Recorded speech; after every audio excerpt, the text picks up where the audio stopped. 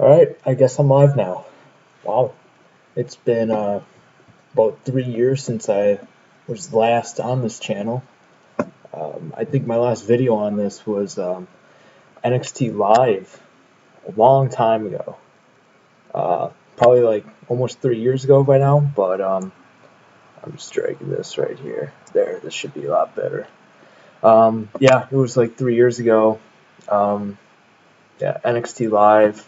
Really, since then, gone through school. I'm graduated from college about last spring, which was a good time because I got to live out my senior year of college, unlike some people a year younger than me that didn't really get their senior year, and found a pretty good job too. So that's what I'm doing right now. Ever since anyone that was subscribed to me before was wondering where I was in college, and I'm almost near my first 9 months of working a real job, so there was that. But this is mostly just for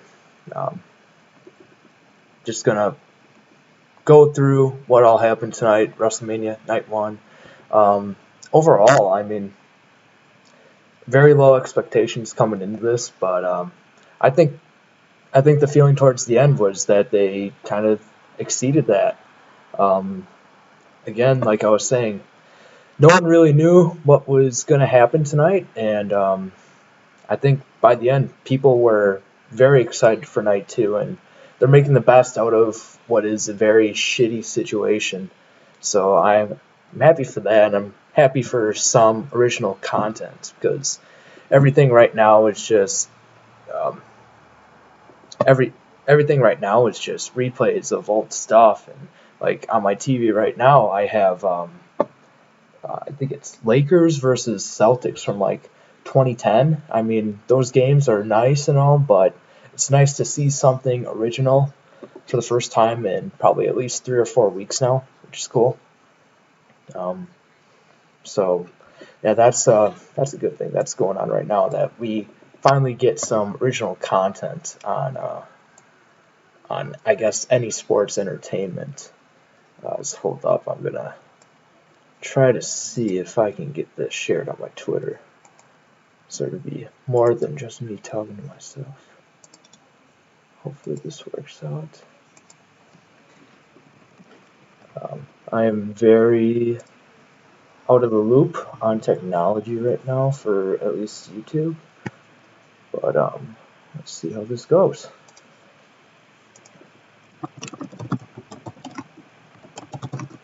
WrestleMania Night 1 discussion and Night 2 preview. Let's see how this goes. Oh, that link didn't even work. Fuck. Come on. Stream URL. Let's see if I just go on the regular YouTube and share it. Yeah, like I was saying, I'm not very up to date on YouTube. It wouldn't be under my subscriptions. Go on my goddamn channel. Live right now. How do I share this? Now I'm just watching myself. Mute. The wonders of YouTube. It wouldn't be under my subscriptions. Twitter. Share that bitch. Go on my goddamn channel. Live right now. Let's talk about the show. I believe the first match was on the pre-show. It was Cesaro versus... Fuck. I can't even remember. I'm blacking out right now. I've only had a couple beers. Oh, it was Cesaro versus Drew Gulak. Honestly, from what I remember from this match, it was very short. But it was kind of entertaining. I wish it would have went longer. One of the notable things about this was that Cesaro finally busted out the UFO that we have not seen in his WWE tenure. And I know I've been calling for it for a while, but it finally happened. It was nice to see, but I don't know why you do that in a show in front of 0 people. That was kind of weird. But hey, he did it, and it got a big reaction on Twitter for those people that watched him in ROH and on the Indies before. So that was nice to see. But yeah, pretty short match, ended pretty quick. But I mean, hey, I'll take it. So yeah, that was the pre-show match. I believe the pre-show match tomorrow is Natty versus Liv Morgan. So we got a pretty big barn burner right there. So yeah, that was the pre-show. Pre-show was just Peter Rosenberg and Corey Graves. So was not really the greatest. I wish it was like Booker T or well, I don't think they'd do a pre-show with Jerry Lawler just because he'd have to leave Memphis and he's kind of at risk. But I mean, like Booker T would have been nice, but oh well. It's only a pre-show. It's only an hour long, and you don't really miss much if you don't watch it. But yeah, let me go through what happened on day 1 though, and just kind of talk about each match and what I remember from it. So opening match, women's tag team titles match. Honestly, I didn't realize how long the Kabuki Warriors had the titles for. I guess it's been like 6 months. But yeah, this match kicked off WrestleMania, which is kind of weird. And I mean, this match, the bulk of it was just Kabuki Warriors screaming and trying to mess with Alexa Bliss, and then she'd come right back at them. And I mean, it was not that great, to be honest. But that, I guess, it kicked off the show, and we have new women's tag team champions, Alexa Bliss and Nikki Cross. So yeah, I believe the next match was Elias versus King Corbin. And Corbin, as most of you know if you've watched SmackDown or anything, it was Corbin shoved Elias off of like that balcony thing that Gronk was on all night, and Corbin was not expecting Elias to show up at all and wanted the ref to count him out. And right when he was asking for the ref to count him out, he showed up. And I mean, this match, it was boring and long, and the only really good part of the matches was the banter that Baron directed at the commentators, which was, I thought it was pretty funny. But other than that, this match is dragged and dragged and dragged, and it's not a huge fan of the match, and it definitely went way too long. They could have cut this in order to save some time for some other matches, which got cut short tonight. But yeah, this match, not my favorite. So that's my thoughts on that one. One of my favorite matches of the night, I believe, was next, and that was Sami Zayn against Daniel Bryan. 2 electric workers, and I really liked the beginning of this match where Sami Zayn was just going to chill on the outside of the ring and just step back in and chill on the outside again, and then you had the whole segment where D-Bry was just going to chase him down the entire match, and I thought it was pretty entertaining. And then once that whole segment was over, they had, I guess, a pretty good match for having nobody in attendance. So I really liked it. I hope most other people liked it because I thought it was good. And I guess Sami Zayn retains, though, or not retains. Yeah, he retains. He was champion going into this match. So yeah, I like this one. This is one of my top ones of the night. Actually, no, before that match, I believe it was Shayna Baszler versus Becky Lynch. And this match was pretty short from what I was expecting, even though it was pretty good. You had some solid kind of crossover into MMA kind of wrestling in there with a lot of kicks and a lot of punches, and with no audience, you can really hear the sound, which is pretty cool. But yeah, let me just talk about the entrance, though, at first. I mean, Becky came out in one of those big rigs that she had been coming out earlier. I believe she did on Raw a couple times already, and why do you do that on Raw when you can just save it for the big main event? Or could have been main event, but her biggest match in a while, and it didn't feel as special that she was doing that. And one other thing, it was like 7:30 at night in Florida when they were doing it, but when they taped it, it was late at night, so it was like pitch black out when she was driving that, and I just thought that was weird. But I mean, this match was pretty good as well, but it was also one of those that was just short, and I expected it to be a little longer.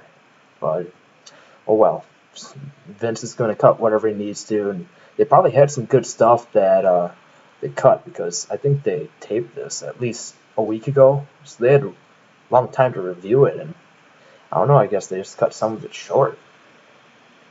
But yeah, oh well. Looking through the list here, because I don't remember which order everything went in, but I think in the middle there you had Jomo versus Kofi versus Jimmy Uso. What was pretty fun ladder match for having no crowd. Um, John Morrison hit or he walked on the ropes like straight shot. I don't know how many times they taped it, but he just walked on the ropes straight shot and then went into a Spanish fly, which was amazing. Definitely one of the spots of the night, and this finish was odd, but I liked that it was kind of different.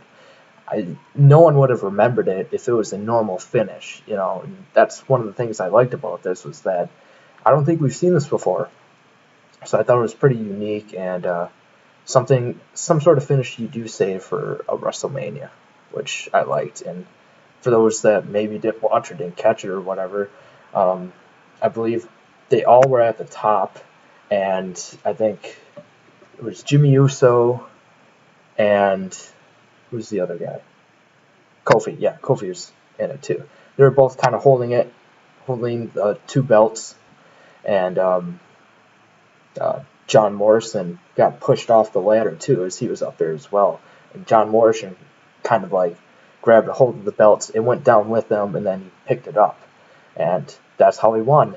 And a triple threat, like a one-on-one match for a tag team titles. So that was interesting setup, but I guess playing the cards you're dealt, I guess it paid off.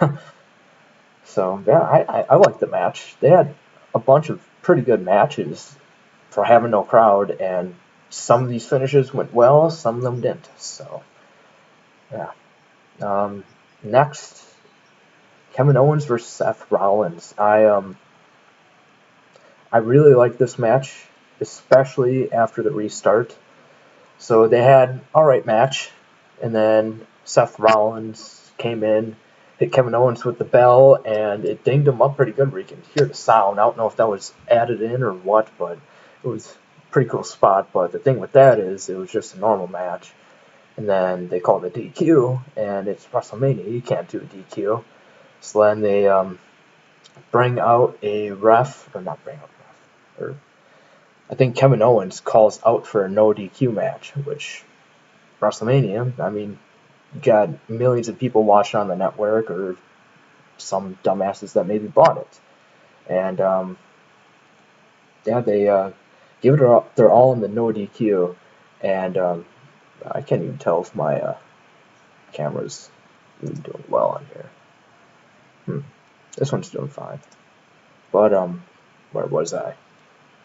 Oh, I'll just go spot of the night for sure was Kevin Owens jumping on the sign behind commentary for WrestleMania, probably about 15 feet up maybe, and giving a flying elbow to Seth Rollins through the table, which was awesome, and spot of the night.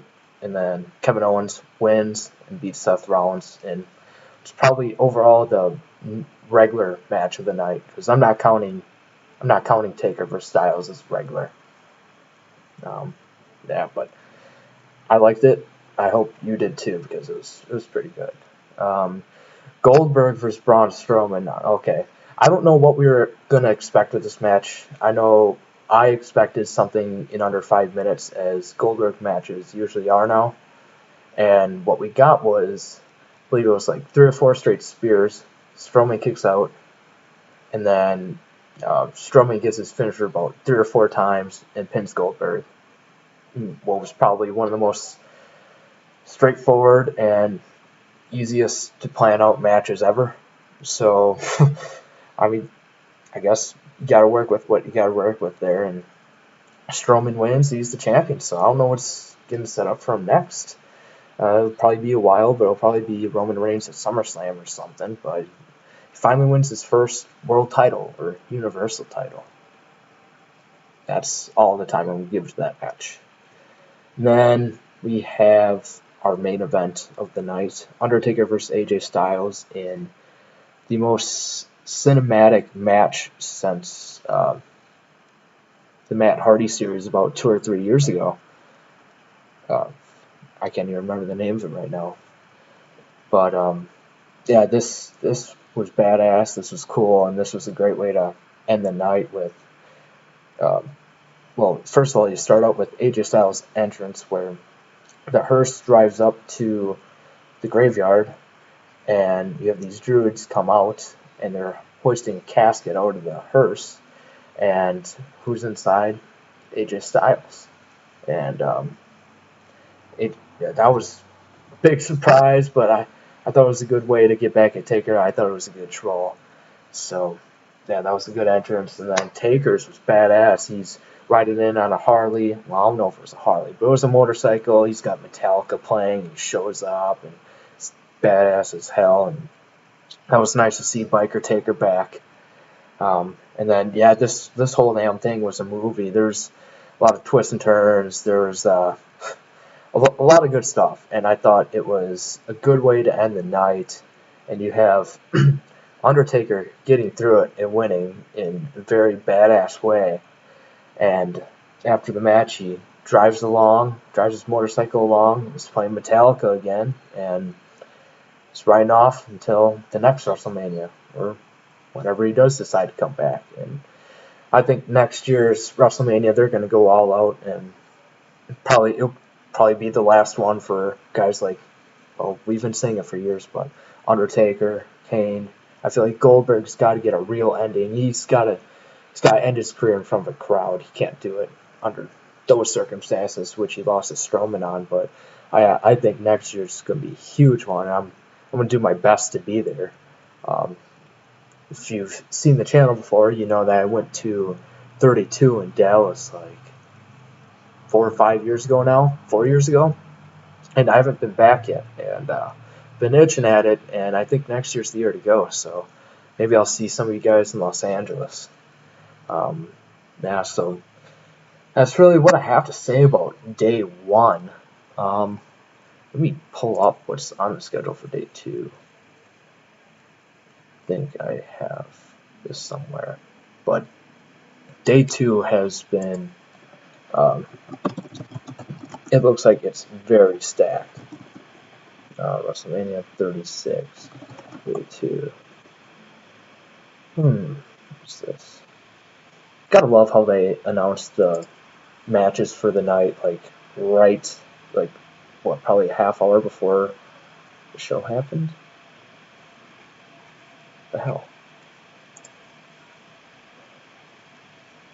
Give me night 2. Lineups finalized. No, I'm not turning off my goddamn ad block. I'll pause it. Isn't Forbes have enough money? Okay, so yeah, night 2. Oh my god. This is why I keep ad block. This shit sucks. Seeing ads. Alright, Liv Morgan versus Natalya on the kickoff show. Stay on Twitter. Gonna go wild for Liv Morgan. And Natalya's just the cat lady still. She ain't no Carol Baskin, but she's still cat lady. I don't know what order they're gonna go in, but I'm just going to read it off this list. Rhea Ripley versus Charlotte Flair. Should be a pretty good match. It's one of them I've been looking forward to. John Cena versus Bray Wyatt in the Firefly Funhouse match. I don't think it can top the Boneyard match, but who knows? I mean, probably should have been a Bray Wyatt Goldberg rematch, but you got to get John Cena on the card, so I can kind of see why they made this. Um, what else? Fatal 5-way match for SmackDown's Women's Championship. Bayley, Lacey Evans, Naomi, Sasha, Tamina. If this doesn't end with Sasha Banks winning, I'm going to riot. I don't know why Tamina's in this match. Lacey Evans, she could be good if she was actually a face. Well, I guess she's been kind of all over the place, but I feel like if they gave Lacey Evans a real shot and less gimmicky, I think she could be a star. But not right now. Naomi, who I believe everyone always likes, but she's just not as likable as someone like Sasha Banks. And I think Bayley winning a fatal 5-way, I don't like that. It's got to be Sasha Banks. You got the Street Profits versus Austin Theory and Angel Garza. I have no clue what's going to happen in that match. That's all I'm going to say about that. Aleister Black versus Bobby Lashley. That should be a good one. I did hear something like, did Bobby Lashley not even like make it to the taping? And is this something they're still advertising? I don't know what's going on with this. But yeah. Otis versus Dolph Ziggler. This is a match I really hope hits because I think that was the A1 storyline, and I wish it was in front of a crowd, but I guess it won't happen. But I still hope people on Twitter react the way that they would if it was in front of a crowd, because this is a great storyline, and I hope they don't fuck it up. Yeah, Team Otis all the way. Let's see, Randy Orton versus Edge, last man standing match. I hope this is a barn burner. Again, this is one that would be great in front of a crowd, but you gotta play with the cards you're dealt. This is friggin' special, seeing Edge back after 9 years ago. We never thought we'd really see him wrestle again. And against Randy Orton, rated RKO for life, until, I guess, this feud happened. But this should be a phenomenal match, and I can't wait for this one. And then last match that I have on here, Brock Lesnar versus Drew McIntyre. I don't know what to think about this. I feel like Drew is the guy that Brock would lay down for the pinfall for. So I hope Brock gives a really good effort, and it seems like they want to strap a rocket on Drew McIntyre. So let's see how he wins, and let's see how it plays off with a new world champion with no crowd out there. So we'll see what happens. But night 2 looks friggin' stacked, and I'm ecstatic for it. And I mean, overall, it still sucks that you don't have a live crowd there, but I think the end of night 1 was a good sign that we should be able to make it through night 2 without it being too bad. So yeah, that's really my thoughts on night 1 and night 2 preview within 23 minutes. So that's the longest I've talked on camera for years. So yeah, that was cool. Yeah, and I think they're going to build up WrestleMania 37 over the next year to be the biggest of all time. And I don't know if it would be too big for one night. I don't really know how that would go if they did a 2-night WrestleMania, but actually live with people. That would be interesting. But we'll see how they plan that out next year. I mean, they had 18 matches on this card going into today or something like that. It's definitely way too much for one night. But there's definitely a few matches they could have cut off here, like those 2 kickoff shows. They could definitely move some of the tag team matches towards the kickoff show, so that brings it down to 16.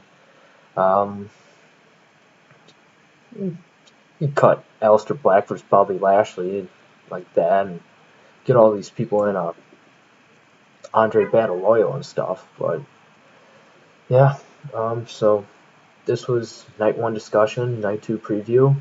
Maybe I'll do this again tomorrow to give an overall review of what happened. But yeah, that was me going live with, I think, one other person maybe watching, or maybe that's just myself. But yeah, shout out you guys. Follow me on Twitter at BigBernieCool. I'll try to be more active on there, and yeah, thanks for tuning in. Peace.